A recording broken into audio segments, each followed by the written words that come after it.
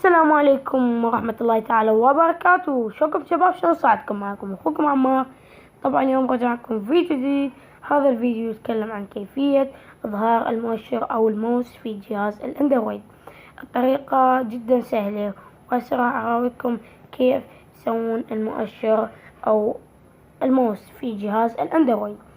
أول شغلة تدخل على الضبط، تروح على إمكانية الوصول، تروح على المهارات والتفاعل، هاي مثل ما جاي تلاحظون قبالكم. تروح على قائمة المساعد، تدخل عليهم، تروح تشغل قائمة المساعد، راح يطلع لكم هذا المربع مثل ما جاي تلاحظون قبالكم. هسه راح نهرج شباب، تدوس على هذا المربع مثل ما جاي تلاحظون قبالكم، تضغط عليه، تروح على المؤشر مثل ما جاي تلاحظون قبالكم. هذا هو، العفو شباب، هذا هو المؤشر. فتدوس على المؤشر، وهنا يطلع لك المؤشر او الماوس مثل ما جاي تلاحظون قبالكم. هسه هنا جاي تشوفون شلون جاي اتحكم في الماوس او المؤشر، وتقدر يعني تكبرها تزقرها. هسه اراكم شباب، تدخل على الضبط،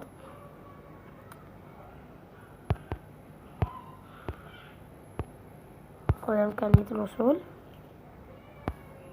المهارات والتفاعل، هنا قائمة المساعد. هنا عندك حجم المؤشر، تقدر تخليك مثلا كبير.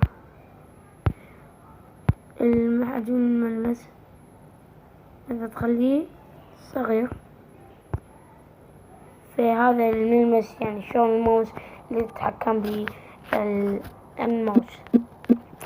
فهسه شباب مثل ما جاي تلاحظون قبالكم نقدر نتحكم به. شوفوا شباب، تقدر تتحكم به في اي طريقة، بس يعني راح يطلع لك مثل اللابتوب او الكمبيوتر. فهاي الشباب، هاي سوينا لكم طريقة. فشباب سويت لي قناة مثل يعني نشرت فيديو عليها، راح تلقون الرابط مات القناة راح تلقون رابط القناة في الديسكربشن. وهناك راح انزل المقاطع التي انشرها على اليوتيوب، وانزل صور. شباب نرجو الدعم منكم، فلا تنسى الاشتراك ولايك، ومع السلامة.